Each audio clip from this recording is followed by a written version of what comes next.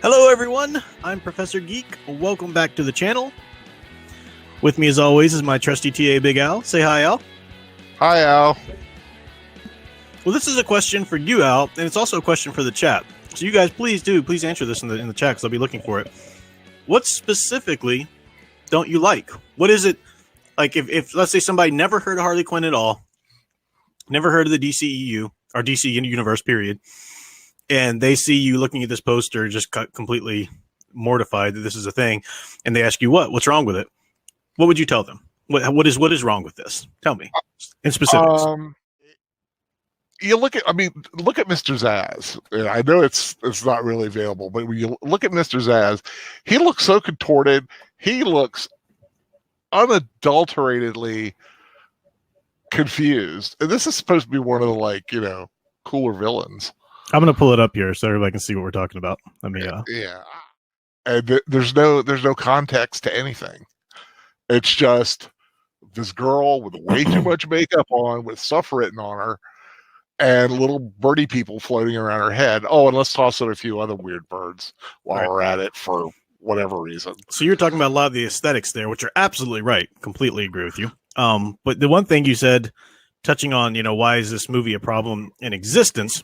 You talked about Zaz, for example. Yeah. I wish I could. Let me try and see if this should. Look at this. Look at his legs. I mean, just composition wise, the legs and his face. This is Zaz right here, right above the earring, right? Yeah. Yeah. Right. Yeah. The little wings right there, and his little knife right by the little heart. Mm-hmm. Mm-hmm. Look at his face. He's like, "Why are you doing this to me? What did I do?" He looks like Dan DiDio a little bit. This is so bizarre. This is just wrong. I Ewan McGregor, who's supposed to be, I think he's playing Black Mask. 1, no mask. 2, that's Ewan McGregor? Yeah, it's Ewan McGregor. Whoa, it doesn't look like him at all. Poor Ewan McGregor. Poor Obi-Wan has had this done to him. You got Harley here with that god-awful... Is that like a sleeve or pom-poms or what? I couldn't care less, honestly. I mean, it's. I mean, I can't even look at it. It's a better poster for the show iZombie than it is for Birds of Prey. Well, all right. So here's the thing. I'm looking through the chat and their comments as well. I'm getting this. I'm getting this sentiment. A lot of great comments about this movie, but I'm getting this sentiment. A lot of people are saying they got Huntress wrong. They got Cassandra Cain wrong. They got Victor Zaz wrong. They got these characters wrong. Absolutely right. I think that's a consensus of the chat. That's pretty much. I mean, we can point to specifics. We can point to specifics of the aesthetics, like Al did. I was making some great comments there. You guys made some great comments in the chat too. We can talk about the specific problems with the look and how it just looks so horrible and blah blah blah. But in general, the real problem, the real reason that I think I would say we're also freaking pissed off about this is that these are not the characters. They just completely threw out the book. They said, we'll sort of loosely keep that in mind, but we're going to go ahead and do our own thing over here, because we're the DCEU bitches, so this is the point I want to make about this. Okay. And well, first of all, let me read. This is a really great comment by, I think Bubba the Conqueror, if I remember. Yeah, okay. Bubba the Conqueror said, Harley Quinn was once a nice foil to the Joker. Her character added a lighthearted charm while still keeping with the comedic theme, helped expose his greater evil. Now she's become baseless eye candy. That's one problem with it, right? Yeah, definitely. Definitely. Yep. That's just the beginning of it, but definitely more. AJ Boomer says, I used to think Warner Brothers didn't like making superhero movies. Now I think Warner Brothers doesn't like making movies. All right, so here's the problem. We looked at that and we said the problem here is that they don't they just threw out the book. They said we can do our own thing. We don't have to be true to the character. And that makes us angry. Absolutely, it makes us angry. This isn't the first time they've done this, folks. This isn't the first time they've done this. So when I put in the title of this live stream, Birds of Prey is your fault, this is something that they've established that they can do and that people will jump on board. And now they're showing you just how outrageously crazy they can be with this approach, and you'll still jump on board. Because as sure as we're all here today raving mad at this, you are going to find folks, maybe even some folks in the chat right now, maybe not, But there are going to be folks out there going, as soon as they see the trailer, maybe, oh, well, actually, actually, that looks kind of good. I actually kind of enjoyed that. I think I had a good time, and I think that's a good movie. Therefore, this is why we get to have this Birds of Prey movie now. Okay? This is why we get to have this Birds of Prey movie. We've already established that who gives a shit about source material? Let's just do something, whatever they want to do, as long as it makes it cool. As long as we like it. As long as we likes it, we can do it. It's all fine. No, that one, no, come on, Prof. Now that one was pretty good. That one was shit. How about this? Well, that was actually a really good movie. You should really go see that one. It was actually really good. It's nothing like the source material. Absolutely. It took a shit all over the damn source material. All over it. But all of you folks who are, well, this is actually a really good movie. It's your fault. Birds of Prey is your fault. And maybe some people are watching who are in this camp. Maybe they're not. Maybe this is people watching in the rewatch or whatever. You have established this precedent. You said, Hollywood, yes, do whatever the hell you want. Some people are going to jump on board, enough people even to win over, and this will be a lucrative thing for you to do. So go ahead and do that. All of you now who are even now, and I know there's got to be some people here in the chat. Well, I think Todd Phillips said that he's not really trying to make the Joker movie, and it actually looks really interesting. So I think it's going to be. I'm going to go see it. Congratulations, Birds of Prey is your baby. Have fun with that. Exit soapbox. I'm so sick of hearing people gripe and act morally outraged about something like Birds of Prey when they jump on board with this bullshit. It's like, well, it's your damn fault. You have established this precedent. It's ridiculous. Thank you. Pablo Ramirez says, not my fault because I didn't watch any of those movies. I hear you. Sarah Owen Lister said, there is no hope for Birds of Prey. Also, Joker may be a good movie, but will not be a Joker movie, unfortunately. Well, see, here's the thing. A lot of people have said that, and that's a valid point to bring up. I mean, it's something that should be discussed. Yes, the director, in this case, Todd Phillips, has said, we're not trying to follow the Joker.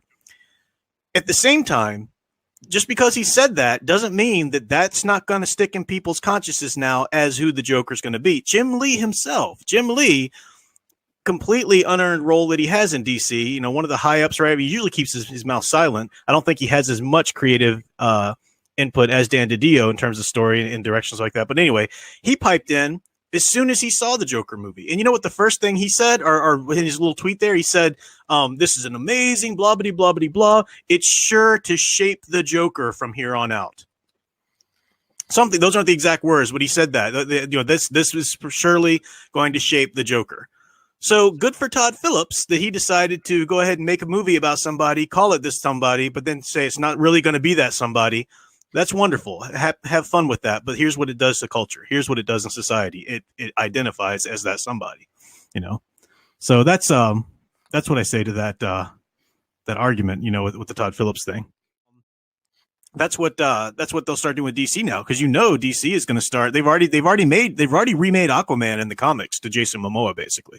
He's basically Jason Momoa now, and that's what they'll do to Joker now. That's what they'll do to Harley Quinn now. She was able to finally have a little bit of a return to who she's supposed to be with the rebirth, but that's far out the window now. And that's what's going to happen here. She's going to be Margot Robbie in the comics forever now. Casey Scott said all pop culture franchises must burn. They must be destroyed and start over. I know what you mean there. And I really think it's Stephen Cruz is uncovering my ears. Is Prof done blaming us yet? I wasn't blaming everybody here. I'm just blaming the people who defend these movies. Can't really say a lot when Hollywood just does the exact same thing that you already approved, with another property, but just not in the way that you would approve of it. It doesn't work. But no, yeah, that thing about the what was I saying before I got on that? Oh yeah, the franchises, geek franchises just burned to the ground. That's the thing. See, I can't get excited about anything Hollywood does now, and the new Dune movie. I'll wait for a couple more reveals, but I'm just waiting until they reveal the thing that's going to make it crap and make me hate it, because that's just their track record. Why would you get excited about anything coming out of Hollywood now that's geek related? They've shown you again and again and again and again and again and again and again and again. they are not interested. They're not going to do it justice. If they do it justice for a little while, it won't last because the wokeness will creep in, the whatever will creep in. They just don't care. They don't care about the properties. They just care about your money. And these recklessly consuming fans like, oh my God, it had Harley Quinn's name on it. I gotta go see it. Yeah, that's what these people are, and they allow this sort of treatment of the characters because they can't fathom not going to see the movie. They got to go see the movie, otherwise, what'll they be outraged about on Twitter? It's just Wandel Del Diablo says, "Wait and see what they'll do with Batman." See, that's the thing, right? Like, I feel like, and again, Matt Reeves has said all the right things about Batman, about his treatment with him. So I'm like, well, there's nothing there that I can point to specifically that's wrong with Batman, but I just know I'm going to see a part of the movie and it'll be some ridiculous bullcrap. I hope not. I hope that he's true to what he says he's going to do. But yeah, I mean, this is, you can't just keep returning to someone who keeps smacking you in the face, See, you've gone total pessimistic. You're just waiting for him to bend you over the car and drive it home. Yeah, you're right. Maybe they've changed. Maybe this time they would really love me and they would really treat me better and they'll seek help and maybe they'll stop hitting me. And maybe this time, see, I just need to be positive. Thanks, Al. Thanks. I'm being negative. Don't leave him. Just stay with him. He hits because he loves. Are you truly comparing the way they make a movie to domestic abuse? I'm pointing out that patterns of behavior are patterns for a reason. And this is the same Hollywood. It's not like years have passed and we've got different people in charge now or different filmmakers or a different studio or a retconned and different approach to the same material. This is the same studio who made Suicide Squad. They're like, yeah, that worked. Let's do it again. Let's also do a Birds of Prey in the same vein. Let's keep rocking. Dr. Stranger said, too many remakes and reboots, not enough creativity and imagination for newer content. Well, see, that's the thing. Now, the reason why they do all the reboots is because, and this is what's stupid, it's like they don't think this all the way through. Hollywood considers rebooting a safe bet. They would rather pour their money into a brand name that already has a following than to risk a new property that they don't know will be accepted or not. But here's the thing. Okay, so that you would think with that line of thinking then that when they do a reboot of a brand name that already has a following, they would try their best to please those fans, to please that following, to keep them there. And yet they completely throw that out the window and don't even worry about when it comes to the execution of the reboot. Then they just jump right into whatever the hell they want to make it into now. And they think, oh, it's got the same name. People will still come, which sadly is the case usually. But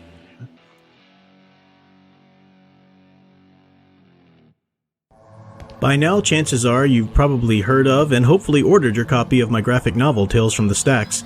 But in case this is the first you're hearing of it, it is still in demand on Indiegogo, but it will not be available forever. The in-demand store is closing down later this month as we prepare for fulfillment and for the new campaign for the new book launching in the fall. Tales from the Stacks is a collection of 3 of my uncanny suspense stories in the vein of The Twilight Zone, Tales from the Crypt, and such. They are introduced by a mysterious librarian who's welcomed you into the inner stacks of the library where they keep such tales. And it features interior art by an amazing collection of talent. Illustrator monk Dave T., the great Kyung Lee, and another artist I haven't even announced yet. And of course the variant covers are still available. Kyung Lee's famous cover, as well as John Malin's amazing work colored by Kyle Ritter, and then the Dave T. Indiegogo exclusive as well. We have prints, t-shirts, bookmarks by Pablo Romero. So if you haven't checked out the campaign page, or if you haven't checked it out in a while, swing by and see if there's any new content you might have missed. Thanks for helping us reach so many of the stretch goals, and we'll see if we can't reach another one before it ends.